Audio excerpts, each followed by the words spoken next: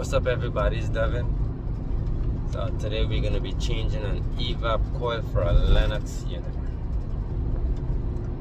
So we're heading there. We're going to monitor the steps that we're going to do, get that system up and cooling. Alright, so we're here at our unit.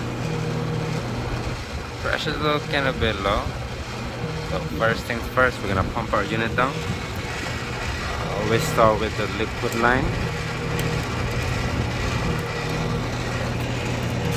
Start our liquid line.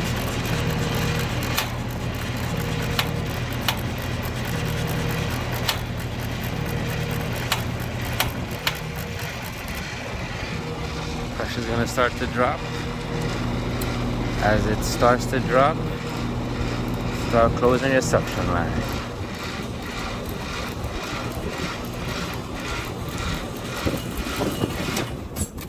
And heat pump has the low pressure switch.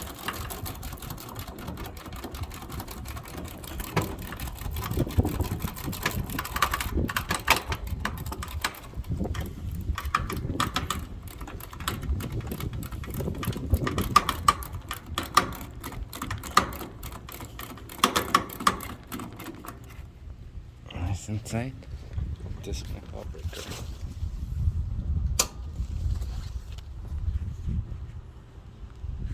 And now we're gonna head upstairs and see what we're working with.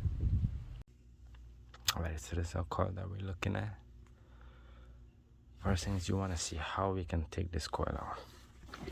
So we're gonna have to cut our drain line. We might be able to slide it out here. Also gonna have to cut out our liquid line and our suction line from our coil. So the reason why we pump our unit down is so all of the freon stays in our condenser unit, so we can open up this copper lines so we're not wasting our freon. Alright, preferably I always like to cut all the lines a little bit back so I have enough room to work with. So we'll start by removing our coil. Alrighty, so we have our copper lines out. I can slide that coil out. Also our drain line as well too. So time to get her out. Alright, since our unit is in the attic, it is a horizontal unit. So our coil has to sit in the drain pan. And our drain pan has some oil residue, so you always want to clean it up before you put in your new coil. Alrighty, all nice and clean. I use condenser coil cleaner diluted with some water. Works very good in taking out any kind of oil stains, dirt, debris that's on the drain pan itself. So future maintenance that we do, we'll know if the coil is leaking or not. Because if it leaks, most of the time there's oil stains inside of the drain pan, so you always want to clean all those stains out.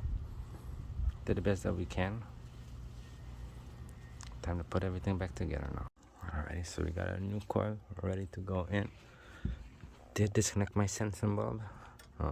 You can either disconnect it or you can put a wet rag over it.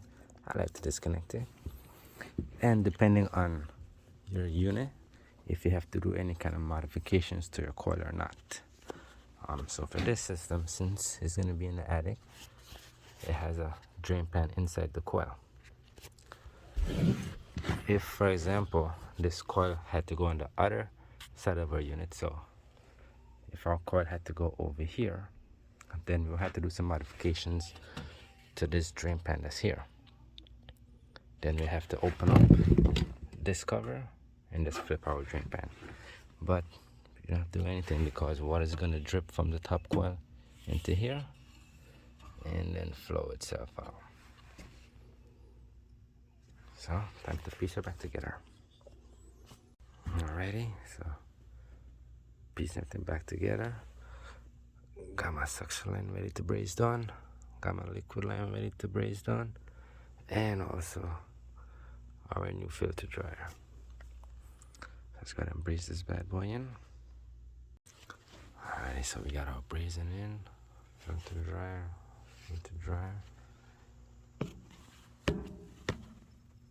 liquid line, suction line. Now let's go ahead, pressurizer, make sure we got no leaks. Alright, time to pressurize our system with nitrogen. I always like to put nitrogen through our liquid line first. So nitrogen goes through our TXV, then through our coil, then back out to our suction line. I'll unscrew it, so if there's any kind of excess buildup that's in there, everything will get blown out.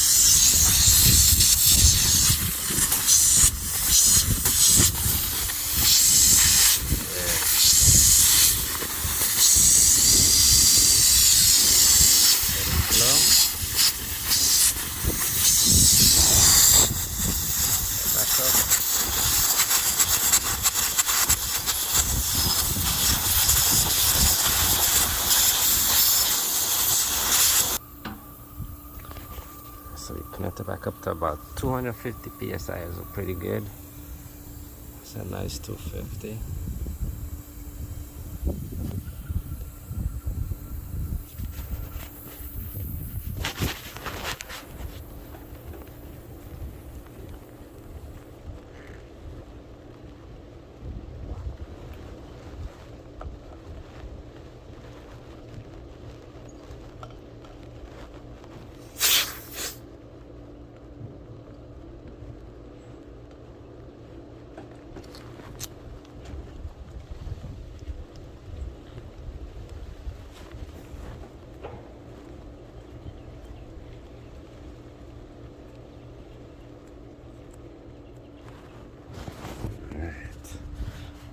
So right now we're at 22. We're set for like a decent 15 minutes.